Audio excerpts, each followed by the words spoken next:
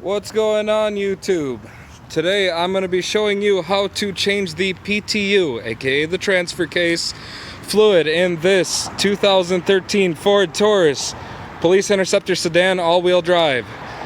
This same procedure applies to any Ford vehicle that has a PTU that has a drain plug. From my understanding, this should also include the Explorer Interceptor utilities and the Taurus SHO with the performance package.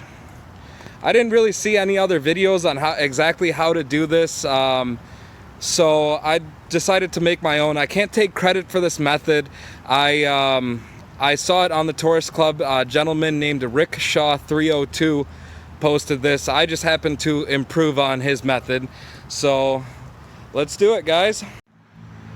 So before we start, I'm going to give you guys a little background on the inherent issues with the Ford all-wheel drive system and the PTU. The PTU acts as a transfer case. It transfers power from the transmission to the rear wheels. The issues that are well documented include the fluid overheating and turning into a sludge, grinding noises, complete gear failures. It was honestly not the greatest design to have a transfer case that holds very little fluid and gets very hot in these vehicles. PTU is located right next to the catalytic converters. It ends up taking quite a beating, and Ford suggests that the fluid is a lifetime fill, but many people have found that it's not. The fluid can fail in as little as 20,000 miles for some people. This car had about 50,000 miles. I didn't have any service history on if the fluid was done, so I'm going to be doing it for the first time since I've owned it. The method I chose to do, as you'll see later in the video, I'm choosing to use a check valve and actually fill it from the drain plug, just because it's more accessible than what would be the fill plug. If some of you guys are experienced with the older Ford Explorers, Lincoln Aviators, Mountaineers, and you guys ever did work on a transmission on one of those, it's kind of the same method there too, where you effectively have to fill the transmission from underneath the vehicle. You fill it from the drain, and that's kind of what inspired me to use this method. So far it's worked very well for me, and I hope this helps you guys a lot too, and you guys can tackle this by yourselves. Alright guys, let's get started. Coming from the passenger side of the vehicle, you don't have to have a lift. It helps a lot, but you could do the same thing on the ground.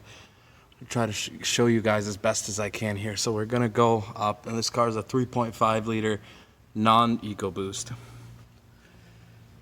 And right here, we're gonna go from the exhaust, and you're gonna see this plastic axle shaft right here, right next to it. We're fortunate enough to have this drain plug. It's gonna be a 1/4 inch hex, and we are going to be removing this, and then we're gonna be refilling it through here as well. Now, some of these cars, they have a fill plug. This car has the temperature sensor up here where the fill plug goes.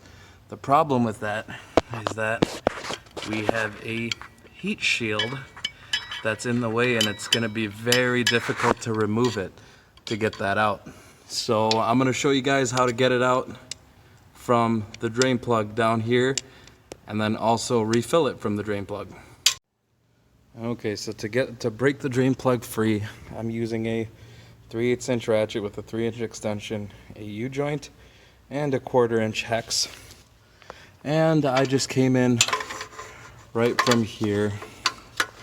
Let's see if I can do this.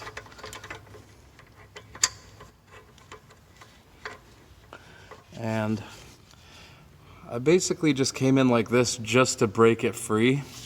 And then from there, I use the Allen wrench to run it out the rest of the way.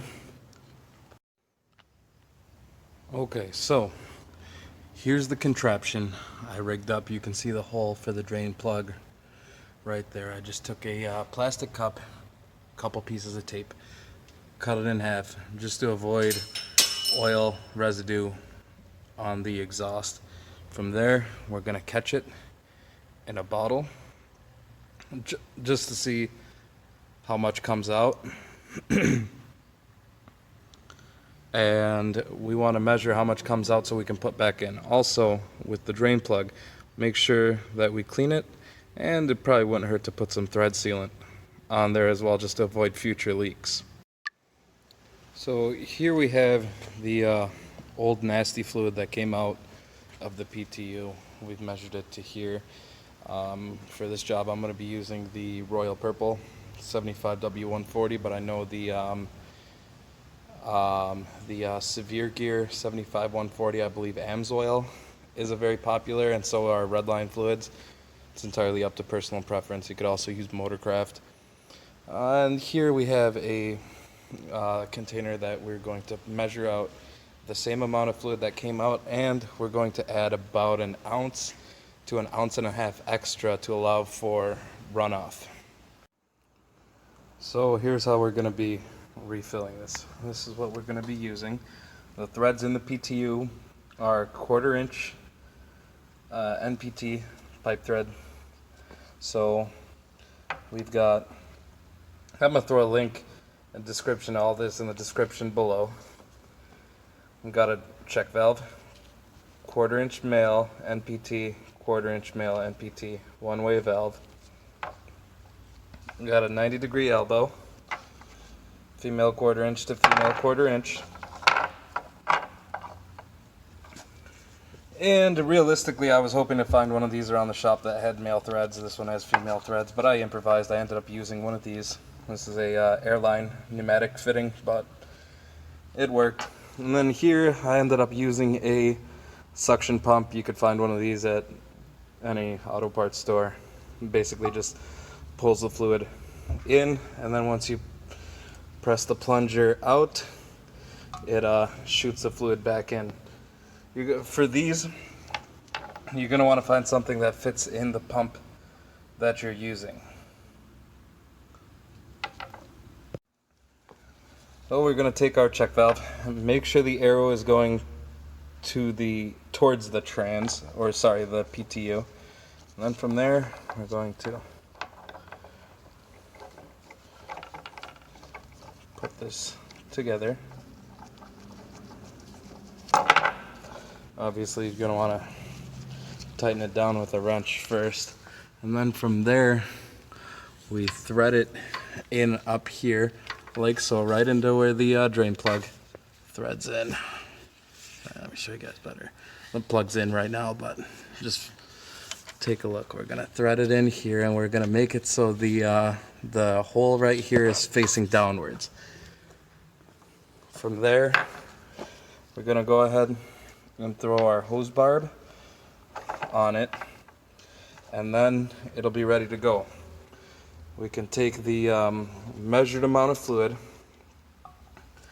draw it into the suction pump, attach it at the hose barb. At that point, the hose barb will be pointing downwards from the transmission. And once you send it in here, obviously keep a drain pan or something underneath it. You're going to get a few droplets that don't quite make it past the check valve, but majority of it's going to make it inside the PTU, and it's not going to leak back outwards. So once we're done filling it in here with the suction pump, you know, you're going to have this sticking out down here. We're going to go ahead and we'd be, once again, this is going to be in the drain plug. I just didn't have a chance to film it. My hands were covered in that 75W140 fluid.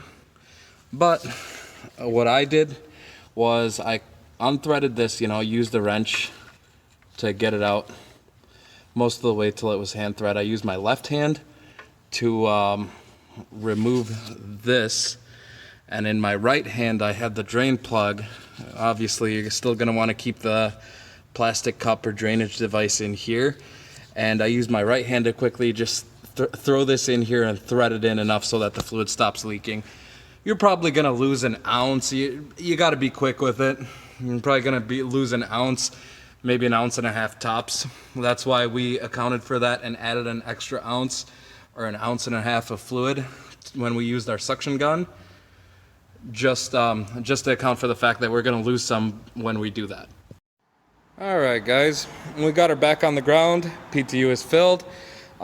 Just a final consideration. While I was doing this change, I thought about potentially just keeping the check valve in the PTU. Upon thinking about it a little further, I highly do not suggest that. Just because the factory drain plug does have a fairly strong magnet, that magnet is designed to catch the metal shavings that might incidentally end up in your fluid, and it would be a good thing to have. Also, this particular check valve is designed for pneumatic operations. It is designed to seal with air. It is not rated for hydraulic, or it's not designed to hold in fluids. I didn't really have any idea on if or how long it would last before it leaked, and it wasn't something I was willing to gamble with. I've heard estimates of about $1,800 to get a new PTU plus labor plus taxes. It could be a expensive gamble, so I just decided to keep this setup around, and I'm probably gonna up my intervals, probably with my driving style, change the PTU fluid every 15,000 to 20,000 miles. Obviously, with this, I'm gonna make it a lot easier. And thanks for watching, guys. I hope you enjoyed the video, and I hope I made it a little bit easier for you.